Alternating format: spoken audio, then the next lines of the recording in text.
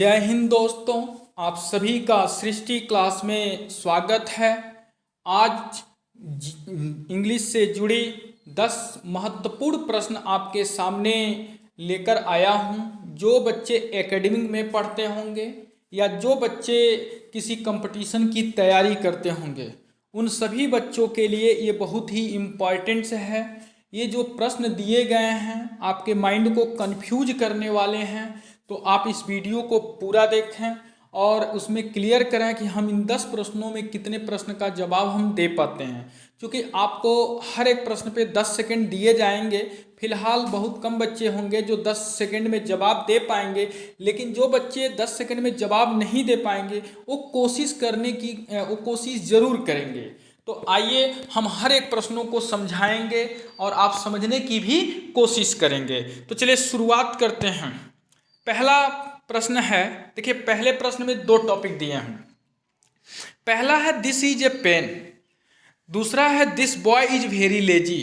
Means this is a pen, यह एक pen है, और this boy is very lazy, यह लड़का बहुत आलसी है। ऑप्शन है फर्स्ट ए में first demonstrative pronoun, second demonstrative adjective. Option B first demonstrative adjective, option C demonstrative pronoun, C noun, D noun और प्रोनाउन। आप बताएं कि इन चारों ऑप्शनों में कौन सा ऑप्शन सही होगा प्रश्न के अकॉर्डिंग।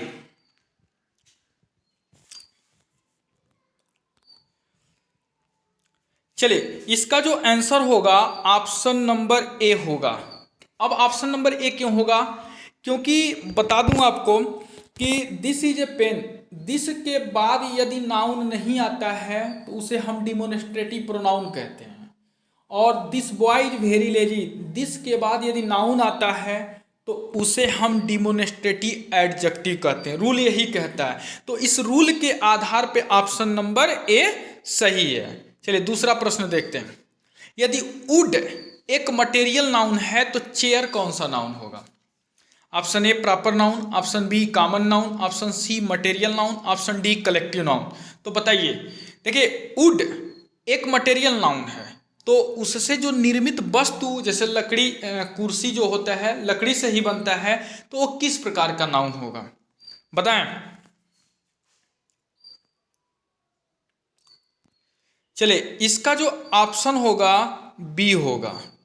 मैं बता दूं वुड एक मटेरियल नाउन होता है, लेकिन उस लकड़ी से जो भी वस्तुएं बनती हैं वह कॉमन नाउन कहलाती हैं। अतः जो कुर्सी है वो लकड़ी से ही बनेगी या स्टील से बन सकती है, तो वो क्या हो जाएगी?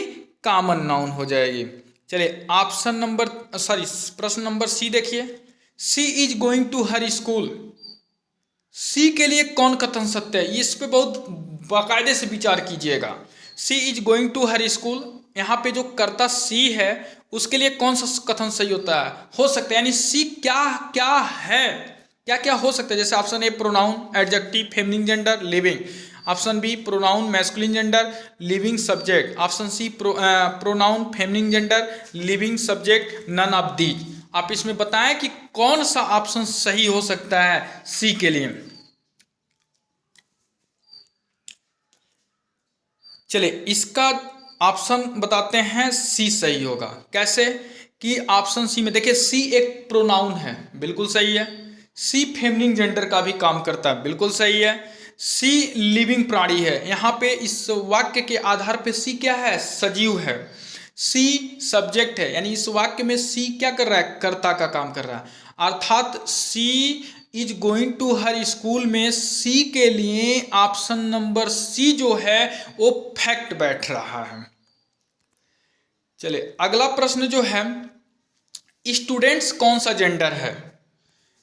Option A masculine gender, option B feminine gender, option C common gender, option D neutral gender. अब बताएं, इसको तो आप जल्दी बता सकते हैं। चलिए इसका जो ऑप्शन होगा स्टूडेंट कौन सा? एक कॉमन जेंडर होगा। मैं बता दूं, जिस जेंडर के द्वारा पुरुष या स्त्री जाति का बोध होता है, मतलब हम कुछ कह नहीं सकते हैं कि ये पुरुष होगा ये स्त्री होगी। जैसे मान कह दूं स्टूडेंट विद्यार्थी, वह लड़का भी हो सकता है और लड़की भी हो सकती है, अतः उसे हम क्या बोलेंगे, कॉमन जेंडर बोलेंगे। चलिए अगला प्रश्न है, प्रीपोजिशन का प्रयोग किसके पहले किया जाता है। यानी आप पार्ट ऑफ स्पीच में नाम सुने होंगे प्रीपोजिशन, और उस प्रीपोजिशन का प्रयोग हम किसके पहले करते हैं। ऑप्शन ए है एडजेक्टिव, ऑप्शन बी है वर्ब, ऑप्शन सी है नाउन, ऑप्शन डी है एडवर्ब। यानी इसमें से किसके पहले किया जाता है। चलिए इसका जो ऑप्शन है सी होगा।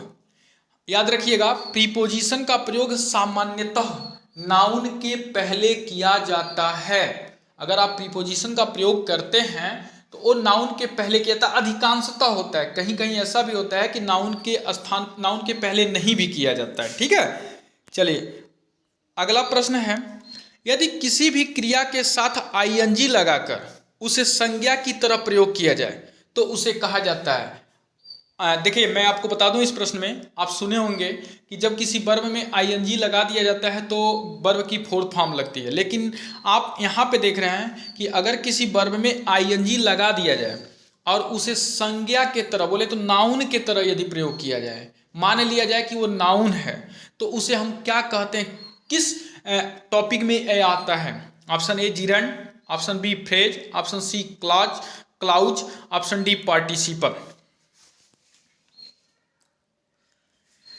चलिए इसका आंसर हम आपको बताते हैं, ऑप्शन नंबर ए होगा जिरंड। मैं बता दूं कि जब किसी वर्ब में आईएनजी जोड़ करके अगर उसे नाउन के तरह प्रयोग करेंगे तो उसे हम जिरंड कहते हैं। जैसे आप सुने होंगे कि स्मोकिंग इंजीरियस टू हेल्थ, यानी धूम्रपान स्वास्थ्य के लिए हानिकारक होता है। अर्थात यहाँ पे स्मोकिंग जो है ना वो नाउन का काम कर रहा है, वर्ब का काम नहीं कर रहा है, क्योंकि देखिए स्मोक में आईएनजी जोड़ दिया गया और इसे जोड़ करके एक नाउन बना दिया गया। ठीक है ना। ऐसे ही और एग्जाम्पल उठाते हैं, स्पीकिंग इज मोर इम्पॉर्टेंट, यानी बोलना बहुत महत्वपूर्ण है। तो यहाँ पे स्पीकिंग जो है ना वो जिरंड का काम कर रहा है, क्योंकि स्पीक में आईएनजी जोड़ दिया गया और इससे उसे नाउन बना दिया गया। अर्थात जिरंड यही कहता है कि जब किसी वर्ब में नाउन जोड़ देते हैं, सॉरी, जब किसी वर्ब में आईएनजी जोड़ देते हैं और आईएनजी जोड़ने के बाद उसे नाउन के तरह प्रयोग करते हैं तो उसे हम जिरंड कहते हैं। ठीक है, चलिए अगला प्रश्न देखते हैं। प्रेजेंट कंटीन्यूअस टेंस का पहचान होता है, लगभग ये तो सभी लोग जानते होंगे। ऑप्शन ए रहा है, रही है, रहे हैं, रहा हूं, ऑप्शन बी रहा था, रही थी, रहे थे, ऑप्शन सी रहा होगा, रही होगी, रहे होंगे, ऑप्शन डी उपयुक्त सभी। तो बताएं इसमें से कौन सा सही होगा। चलिए इसका जो ऑप्शन होगा ए होगा, क्योंकि प्रेजेंट कंटीन्यूअस टेंस की पहचान क्या होती है, रहा है, रही है, रहे हैं, रहा हूं। चलिए इसके बाद अगला प्रश्न है, वर्ब प्लस प्रीपोजिशन अथवा एडवर्ब मिलकर बनता है। Option A phrasal verb, option B gerund, option C conditional sentence, option D causative verb. चलिए इसका आंसर जल्दी बताइए कमेंट बॉक्स में। चलिए इसका जो ऑप्शन होगा ए होगा।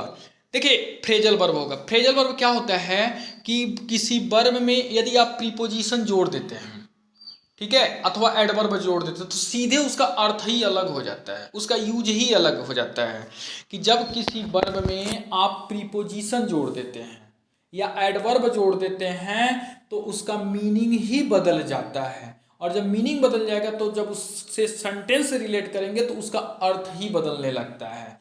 जैसे मान लीजिए गो है और गो के साथ अगर आप आउट जोड़ दें या गो इन जोड़ दें या गेट आउट जोड़ दें या गेट ऑन जोड़ दें या गेट ऑफ जोड़ दें, तो ऐसे बहुत से वर्ब हैं जिस वर्ब में आप प्रीपोजिशन अथवा एडवर्ब जोड़ देते हैं तो वो उसका अर्थ बदल जाता है और उसे हम फ्रेजल वर्ब के अंतर्गत रखते हैं। ये बहुत महत्वपूर्ण टॉपिक है, हर एक विद्यार्थियों के लिए आपको ये सब चीज़ें पढ़नी चाहिए। चलिए आप अगला प्रश्न, सीता और गीता स्कूल जा चुके हैं। देखिए ये ट्रांसलेशन बहुत इजी है, लेकिन जब तक आप इस ऑप्शन को ध्यान से नहीं देखेंगे आप कर नहीं पाएंगे, पता चलेगा हड़बड़ी में गड़बड़ी कर देंगे। सावधानी घटी दुर्घटना घटी। इसलिए इस प्रश्न को देखिए और ध्यान से चारों ऑप्शन को देखिए, तब बताइए कि इसमें से कौन सा सही है। Option A, Sita and Gita has gone to school. Option B, Sita and Gita have gone to school. Option C, Sita and Gita have gone to school. देखिए option D, Sita and Gita had gone to school. तो कौन सा ऑप्शन सही हो सकता है अकॉर्डिंग आपके? बताएं जल्दी फटाक से कमेंट बॉक्स में, हमको लग रहा है सभी लोग जानते होंगे। चलिए इसका जो ऑप्शन होगा वह बी होगा। देखिए ऑप्शन नंबर बी और ऑप्शन नंबर सी को जरा ध्यान दीजिए।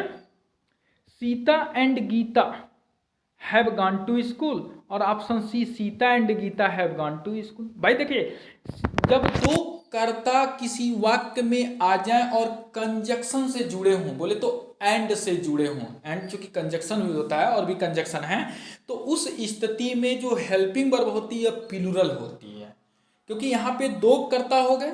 तो जब दो कर्ता हो गए तो बहुवचन से रिलेट हो गई, और जब बहुवचन के कर्ता हो गए तो बहुवचन की हेल्पिंग वर्ब लगती है। तो सीता एंड गीता दो लोग हो गए, तो इसलिए उसके साथ हैज का प्रयोग नहीं करेंगे, हम हैव का प्रयोग करेंगे। तो क्लियर। लेकिन वही ऑप्शन नंबर सी दिया है, लेकिन सी में मिस्टेक कहाँ है? जो सीता तो ठीक है, सीता में यस कैपिटल लेटर होगा, लेकिन गीता में आप क्या देख रहे हैं, जी स्मॉल लेटर में है, अर्थात पंचुएशन के अकॉर्डिंग ऑप्शन नंबर सी गलत है। बोल तो सेम रहे हैं, दोनों को सेम बोल रहे हैं, सेम प्रोनाउंसिएशन कर रहे हैं, सेम तरीके से बोल रहे हैं, लेकिन ऑप्शन सी जो है पंचुएशन के आधार पे उसे गलत माना जा सकता है, इसलिए ऑप्शन सी हम नहीं ले सकते, ऑप्शन बी ही ले सकते हैं। समझ में आया ना आप लोगों को? ठीक है, इस छोटी छोटी बातों पे आप लोगों को ध्यान देना होगा और प्रैक्टिस करना होगा आप लोगों को। चलिए अगला प्रश्न है, मिल्क, राहुल, फैमिली, बॉय किस किस नाउन से संबंध रखता है? तो आप इसको बताएं कि किस किस नाउन से ये संबंध रखता है। Option A proper common material collective, option B common material collective abstract, option C material proper common collective, option D material proper collective common. तो आप जब तक नाउन के 5 प्रकार जो होते हैं डिटेल नहीं पढ़ेंगे तब तक इस एग्जाम्पल के आधार पर इसको सेटअप नहीं कर सकते। देखिए ये बहुत इंपॉर्टेंट है, ये सब प्रश्न एसएससी वाले लोगों के लिए तो समझिए वरदान है। चलिए सोच समझ के दीजिए आंसर। चलिए इसका मैं आंसर बताता हूं, ऑप्शन नंबर डी होगा। देखिए मेरे दोस्त कैसे होगा, इसको प्रश्न के आधार पे इसको मिलाइए, क्योंकि मिल्क को क्या बोलते हैं, material noun. Material noun start में देखिए, स्टार्ट में मटेरियल नाउन सी और डी में है, तो मटेरियल नाउन, चलिए सी और डी को दिमाग में रखते हैं। फिर राहुल, राहुल नेम है, नेम है तो नेम को क्या कहते हैं, प्रॉपर नाउन में डालते हैं, तो ऑप्शन सी और डी में दोनों में मिल रहा है मटेरियल क्रम से। फैमिली, फैमिली मतलब परिवार, ये कलेक्टिव नाउन होता है। देखिए अब ऑप्शन नंबर सी में हमने कॉमन नाउन दिया है और ऑप्शन नंबर डी में कलेक्टिव नाउन दिया है। क्रम से हमें चलना है, ऐसा नहीं कि क्रम से नहीं चलना है। जब हमारा प्रश्न क्रम से है तो हमें आंसर क्रम से देना है। और बॉय, बॉय मीन्स लड़का, ये होता है collective noun, sorry common noun. तो ऑप्शन नंबर सी में देख रहे हैं कलेक्टिव है और ऑप्शन नंबर डी में कॉमन है। इस तरह से अगर आप देखें तो ऑप्शन नंबर सी और ऑप्शन नंबर डी में दोनों में, और ऑप्शन नंबर ए देखिए, मतलब जो हमने प्रश्न दिया है उस प्रश्न का आंसर उसमें है, लेकिन गलत कहां से है, क्रम से नहीं है, एक रीऑर्डरिंग कंडीशन में नहीं है। और जब तक हम रीऑर्डरिंग कंडीशन में नहीं रखेंगे हम आंसर को सटीक नहीं मान सकते हैं। ठीक है ना मेरे दोस्त, इसलिए ऑप्शन नंबर जो डी होगा वह इस प्रश्न के आधार पे 100% सटीक होगा और इसी को हम मान सकते हैं। ठीक है, इस तरह से हमें आशा है कि आपको मेरा वीडियो अच्छा लगा होगा। यदि आपको मेरा वीडियो अच्छा लगे तो प्लीज़ आप मेरे वीडियो को लाइक करें, शेयर करें और सब्सक्राइब करें, और अपने दोस्तों के बीच में या अपने ग्रुप में इस वीडियो को सेंड करने की कोशिश करें, ताकि उन बच्चों को भी इस तरह के ज्ञान उनको भी प्राप्त हो सके। Thank you.